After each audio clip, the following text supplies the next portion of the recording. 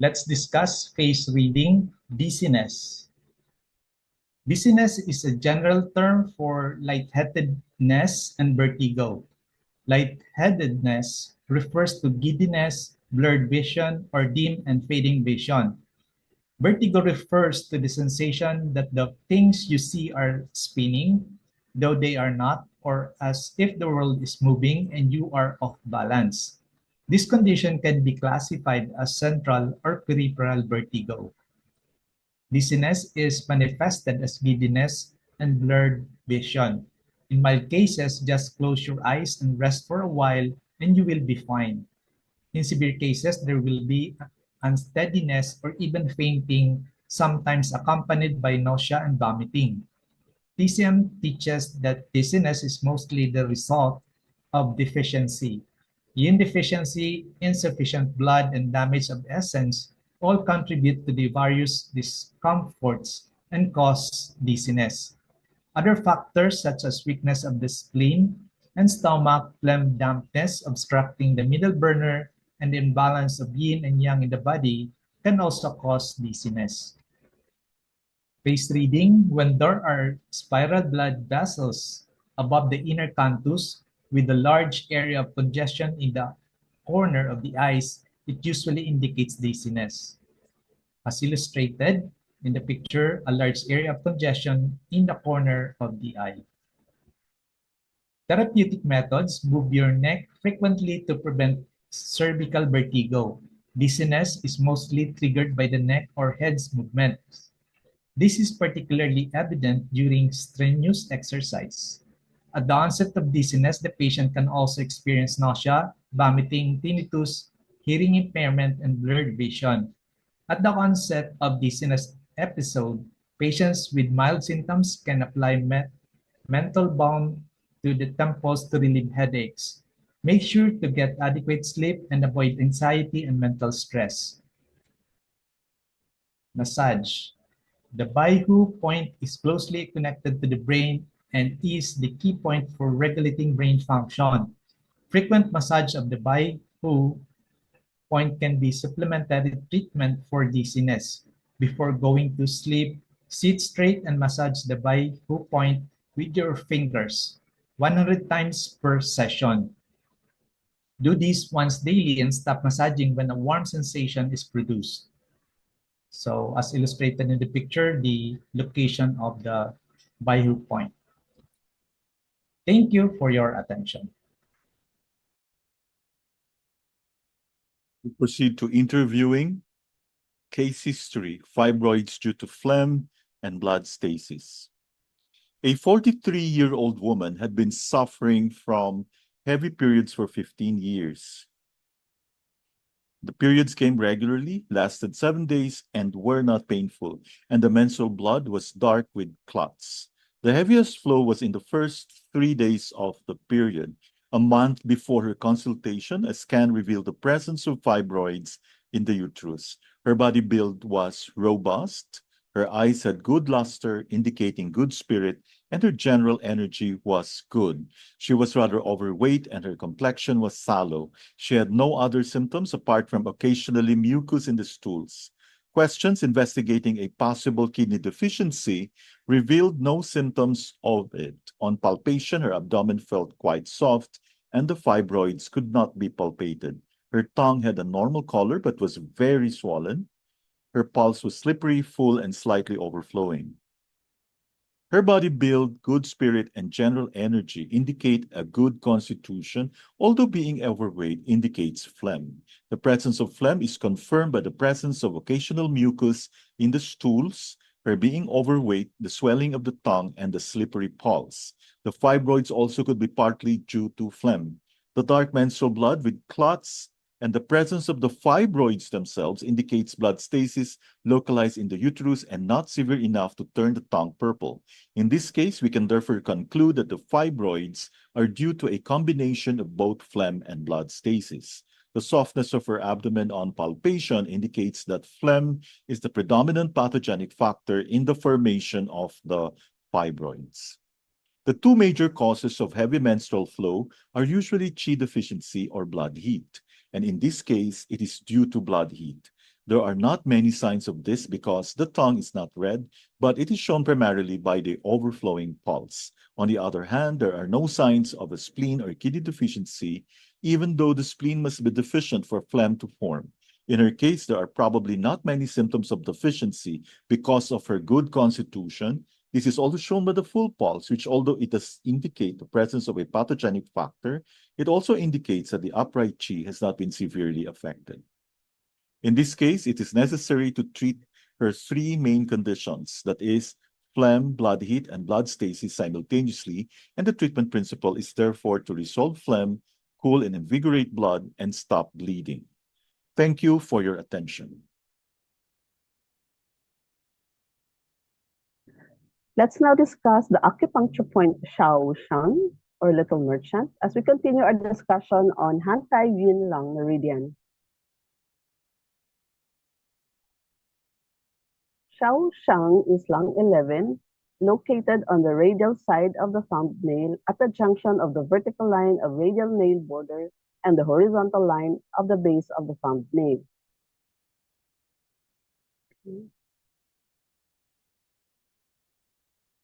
Lung 11, or little merchant, or lesser yang, or lesser metal. Lesser metals notes, country business, or ghost sincerity is the wood point, the jewel point, and one of the 13 ghost points of Sun Miao. Little merchant, as a wood point on the lung meridian, can activate the wood aspect of metal. The power and responsibilities of the wood element, which are growth, decision-making, planning, and benevolence, will be enlivened within the lung with this point. Lung 11 can provide a sense of rootedness and calm and improve perspective when there is oppression, lack of growth, inwardness, and irritable tension.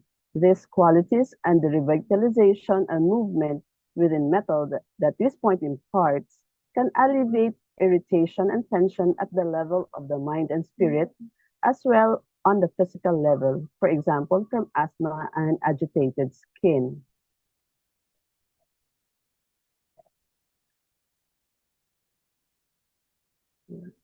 The relationship of wood and metal is crucial. It keeps us in the correct relationship between heaven and earth. Their opposing movement and characteristics keeps us present in the dynamic tension of existence. The liver moves up and outwards to the extremities. The lungs return us to the interior. The Hun are free to come and go. The Po are concerned with entering and exiting.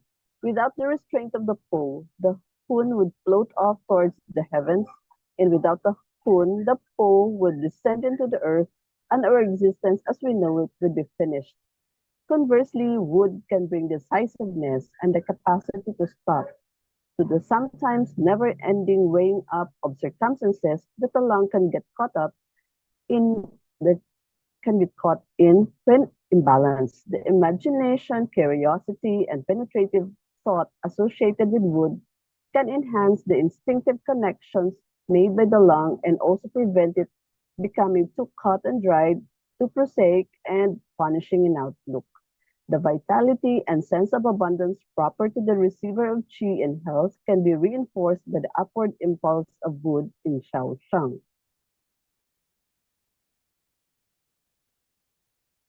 This point stimulates the dispersing and descending of lung qi. Jewel points are where the meridian is at its most superficial and narrow. The qi is at its most unstable, easily influenced, and dynamic at these points. This being where the qi of the meridian changes polarity from yang to yin or from yin to yang. Qi is said to move outwards centrifugally at these points, which is why they are often used to expel pathogenic factors early in treatment. By clearing pathogenic qi, the shen is calm. Little merchant expels heat from the lungs, which otherwise could lead to extreme agitation and shen disturbance. The ability of this point to clear heat and restore consciousness accounts for its inclusion as a ghost point. Inner calm and strength are essential for good functioning of lung. Lung 11 opens the orifices. Little merchant restores consciousness as a distal point and restores yang. It also invigorates the channel. Shang is the fifth sound of the Chinese musical scale and is the note associated with metal. Lung 11 is indicated for acute skin or respiratory disorders. It is also for acute sore throat or fever from wind heat, in which we bleed this point. It is also for fainting, for interior wind, for wind stroke, and pain in the fingers. This point activates the wood aspect within the metal. It brings decisiveness, growth, and enhanced planning abilities to a brittle, rigid, or cut-off metal constitutional factor. It helps maintain the correct balance between the hun and the po, as in liver 4. Consider if the skin exhibits a soap-like sheen, restores consciousness, and clears heat. It is also helpful for acute sore throat or pain in the fingers. Thank you for your attention. Differential diagnosis for painful urination, urine retention, and hematuria. Western differentiation for painful urination, urine retention, and hematuria. Stemming from a urinary infection, we have cystitis and urethritis. Cystitis, there will also be pressure in pelvis, burning, frequent, urgent, cloudy urination, nocturia, and blood in urine. For urethritis, there is frequent, urgent urination, itching, tenderness or swelling of the penis or groin, discharge from penis, pain on intercourse, blood in urine or semen. Stemming from severe infections like gonorrhea and pyelonephritis. Gonorrhea in women is characterized by vaginal discharge, urinary hesitancy, sore throat, painful intercourse, mouth sores. Gonorrhea in men is characterized by frequent urgent urination, incontinence, urethral discharge, tender testicles. For pyelonephritis, there will be back pain, nocturia, cloudy urine, chills, fever, warm, flushed skin, nausea, vomiting, fatigue. Urethral syndrome, there will be frequency, urgency, pressure in lower pelvis, incontinence, nocturia, cloudy urine, blood in urine, may be discharge if chronic. For vaginitis, there is general itching, inflammation, offensive vaginal discharge. Cancer of the bladder, there will be frequent urgent urination and blood in urine. Cancer of the prostate, there is urinary hesitancy, dribbling, retention, painful ejaculation, and lower back pain. Cancer of urethra with diminished stream, nocturia, blood in urine, incontinence, hardening of perineal, labial, or penile tissue, painful intercourse, urethral discharge. Urinary calculi, there will be renal colic, nausea, vomiting, restlessness, blood in urine. For acute prostatitis, there will be fever, chills, lower back pain, abdominal, perineal pain, urinary retention, painful ejaculation. For chronic prostatitis, pain in the lower back, genitals on ejaculation, decreased urinary stream, hesitancy, recurrent UTIs, and incontinence. Now let's go to the Chinese differentiation for painful urination, urine retention, and hematuria. Diagnostic questioning according to Lin type. For heat Lin, there will be rough, painful, burning urine. This is heat or heart fire pouring down or liver qi blockage. For stone Lin, gravel or stones, strong stabbing pain. That's damp heat pouring down, congealing. So for Qi Lin, lower abdominal distension, rough, painful, obstructed urination, pain beforehand, that's liver Qi blockage, or dragging distension in the lower abdomen, pain on urination, spleen Qi failing to ascend. For blood Lin, urgent stabbing pain, blood in urine, blood stasis in the lower burner, or pain, no burning.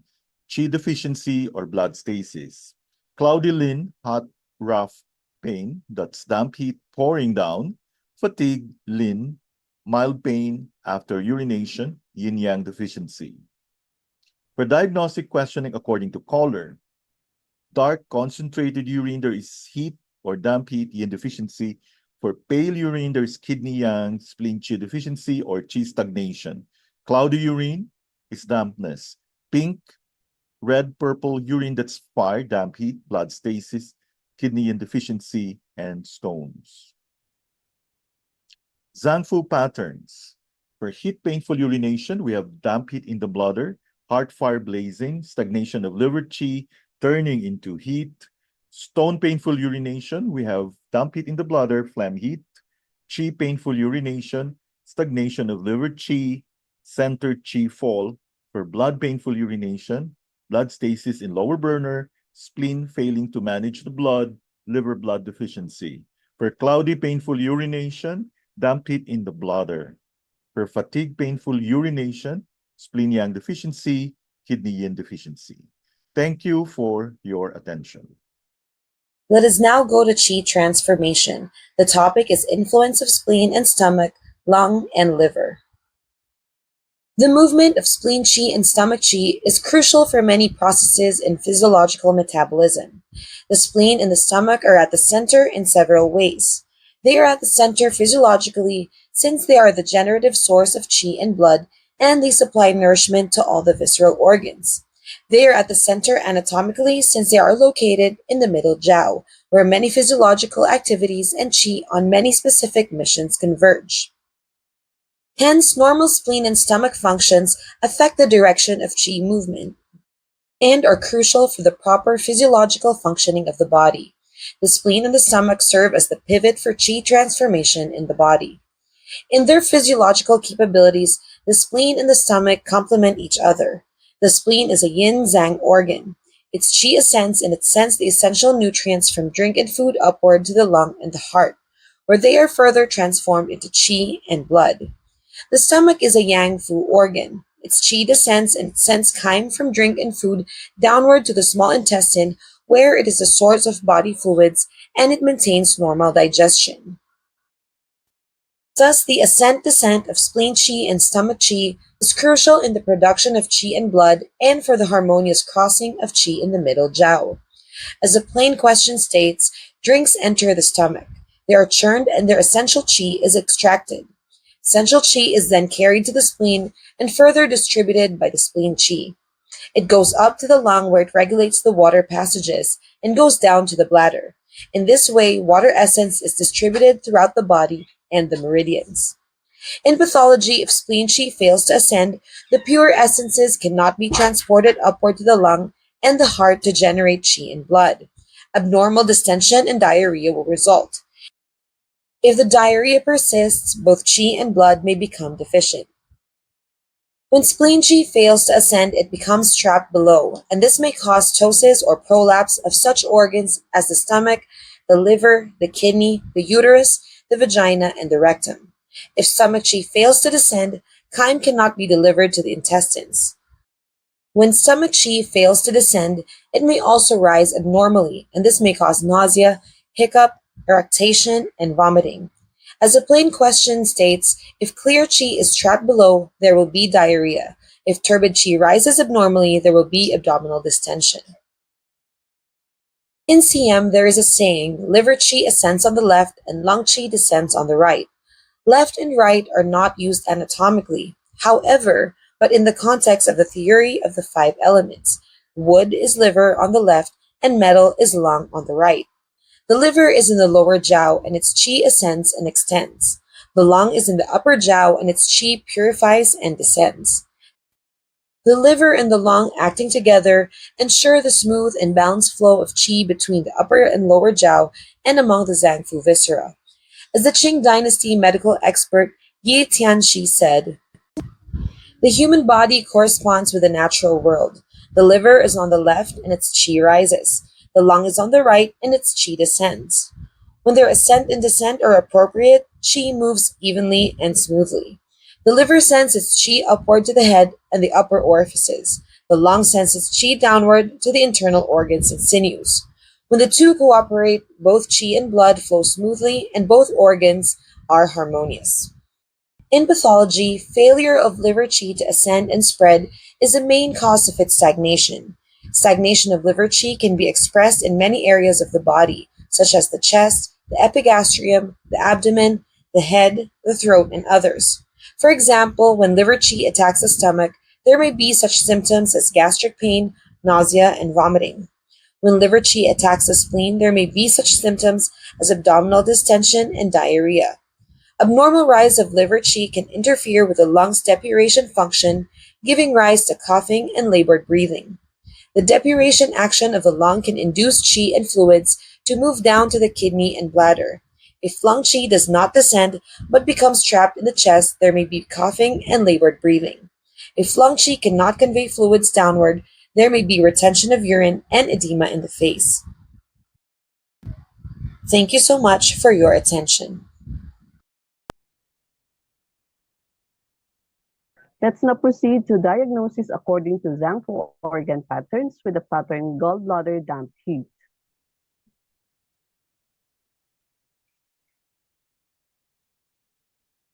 Gallbladder DampHeat. As described, gallbladder damp cold and gallbladder DampHeat appear to be very similar in their etiology, pathology, and symptoms. The difference in this pattern is signs of heat that were not apparent in gallbladder damp cold. So let's go to its etiology. The etiology is the same as described in the previous pattern, as well as the consumption of food and beverages that directly generate damp heat, such as alcohol and fried food.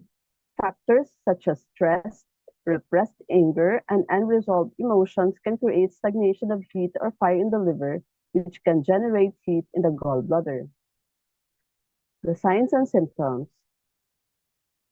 There will be yellowish skin, yellowish sclera, hypochondriac tension, bloating or pain below the costal pain or distension, nausea or vomiting, especially after consuming greasy food, sense of heaviness in the body, heavy headache, bitter taste in the mouth, thirst without a desire to drink,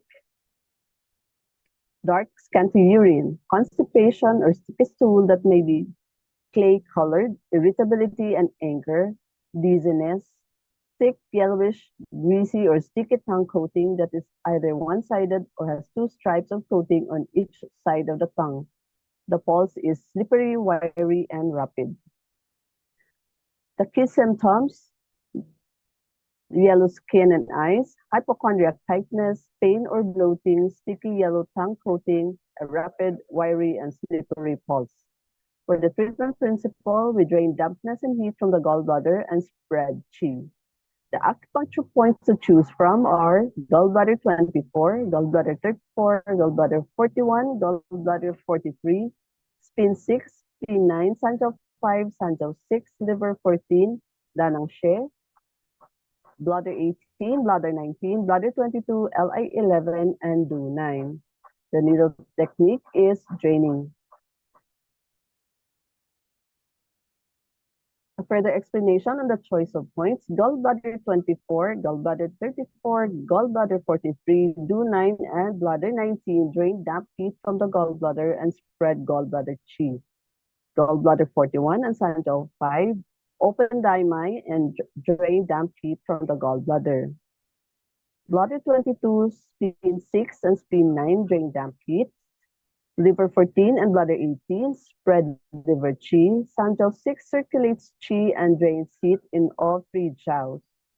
Li 11 drains damp heat. Danang she is an empirical point for the treatment of gallbladder disorders. The patient should avoid consuming alcohol or food that generates dampness and heat, especially food that are rich in fat. Damp heat in the gallbladder can be affected negatively by climatic influences. The patient should therefore avoid living and working in humid conditions. If spleen qi deficiency or liver qi stagnation are part of the picture, the relevant advice for these imbalances should also be followed.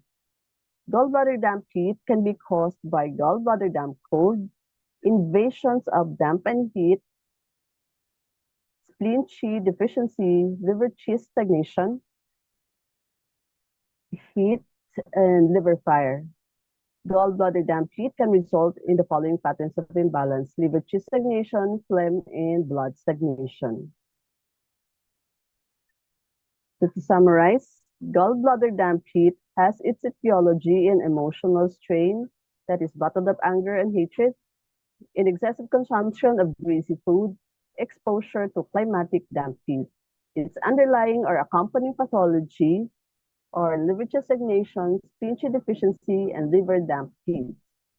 Signs and symptoms, alternating fevers and chills, bitter taste in the mouth, hypochondrial pain, fullness, distension, nausea and vomiting, inability to digest fats, yellow complexion, scanty, dark yellow urine, fever, thirst without desire to drink, dizziness, tinnitus, irritability, feeling of heaviness in the body, numbness of limbs, swelling of feet, diarrhea or constipation, and yellow sclera.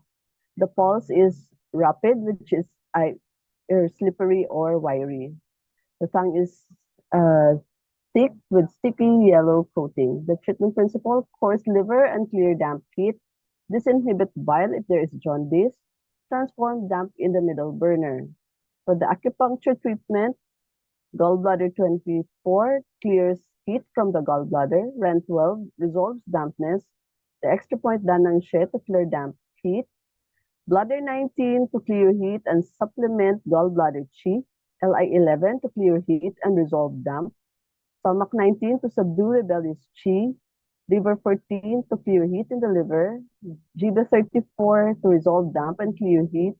Do 9 to clear heat in the gallbladder. Bladder 20 to resolve dampness, and Sanjiao 6 to smooth liver chi and clear heat. We needle with drainage when heat is predominant. We needle with drainage do 14, and when dampness is predominant, we needle spleen 6. Thank you for your attention. Let's discuss diagnostic approach in Chinese medicine, symptom analysis, and differential diagnosis.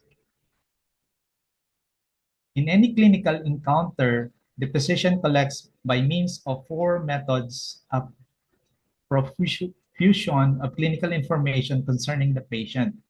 At the same time, there are many different illnesses, and each illness can produce many different symptoms at each stage of its course.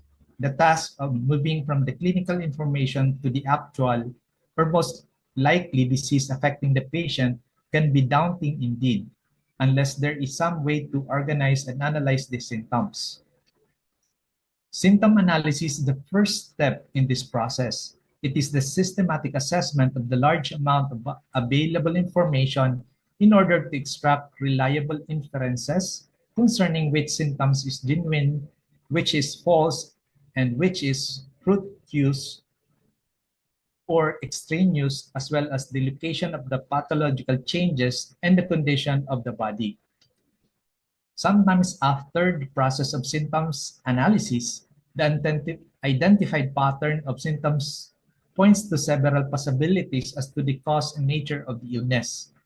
Differential diagnosis is the next step. This is the systematic application of concept, logic, and judgment in any attempt to identify the actual cause, or at least the most likely among these possibilities. The symptoms analysis and differential diagnosis are the basis for treatment in CM.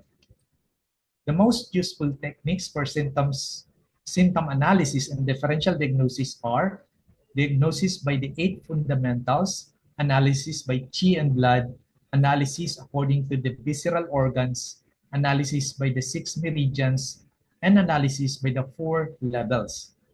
The 8 fundamentals fall into 4 pairs of opposites: exterior-interior, deficiency, strength, cold, heat, and yin-yang. CM uses these 8 categories to understand and ascertain the location, the nature, and the relative rise and fall of genuine chi and evil chi. This categorization is fundamental to all other techniques of symptom analysis and differential diagnosis because it reflects the common features of all these techniques. It is appropriately applied to the clinical analysis of every illness in every branch of CM. Analysis of the state of chi and blood and analysis of the functional status of the visceral organs are both applied primarily to the internal and miscellaneous illnesses. They are often used in conjunction with the technique of analysis by the 8 fundamentals. The remaining 2 major techniques, analysis by the 6 meridians and analysis by the 4 levels, are designed for illnesses caused by external agents. Thank you for your attention. Let us now go to epigastric pain. The topic is diagnosis, part 2. For nausea and vomiting, if there's slight nausea, that's an indication of deficiency. If it's vomiting with loud sound, it's an indication of excess. Vomiting with low sound is deficiency, and vomiting soon after eating is excess. Vomiting sometime after eating is deficiency. Vomiting of food is excess. Vomiting of thin fluids is deficiency, and sour vomiting is invasion of stomach by liver, and vomiting of blood is an indication of heat. Distension, oppression, stuffiness, and fullness. These 4 sensations need to be differentiated clearly. A feeling of distension indicates stagnation of qi. This type of sensation will be seldom referred to as distension by Western patients. More often than not, patients will call it a feeling of bloating, bursting, being blown up, etc. The feeling of distension is subjective and objective in that the practitioner can observe it and palpate it. On observation, the epigastrium is actually distended. On palpation, it feels distended like a balloon, hard but elastic. A feeling of oppression denotes phlegm or also more severe stagnation of qi. The translation of this term cannot adequately convey the image evoked by its Chinese character. This depicts a heart constrained by a door, and besides the physical sensation, it also implies a certain mental anguish associated with this feeling. The feeling of oppression is purely subjective, and nothing can be seen or palpated by the doctor. A feeling of stuffiness indicates stomach qi deficiency or stomach heat. Contrary to distension, which can be felt objectively on palpation, the sensation of stuffiness is only subjective and the abdomen feels soft on touch. A feeling of fullness indicates dampness or retention of food. A feeling of fullness is subjective, but also objective that it can be felt on palpation, but not on observation. On palpation, the abdomen feels hard. A feeling of an actual mass on palpation indicates stasis of blood. Palpation of the epigastrium reveals primarily the condition of the stomach and spleen. The normal epigastrium should feel elastic, but neither hard nor too soft. The area immediately below the xiphoid process reflects the condition of both the stomach and the heart and should feel relatively softer than the rest of the epigastrium. If this area feels hard on palpation, it often indicates stagnation of qi or blood of the heart, usually due to emotional problems. If the epigastrium feels hard on palpation, it indicates an excess condition of the stomach, which may be stagnation of qi, blood stasis, dampness, or retention of food. If the epigastrium feels distended like a drum, it indicates qi stagnation. If the patient has a subjective sensation of fullness, but the epigastrium is soft on palpation, it indicates a condition of mixed deficiency and excess, often characterized by stomach heat and spleen qi deficiency. If palpation of the epigastrium relieves the patient's discomfort, it indicates a deficiency condition of the stomach. Thank you so much for your attention.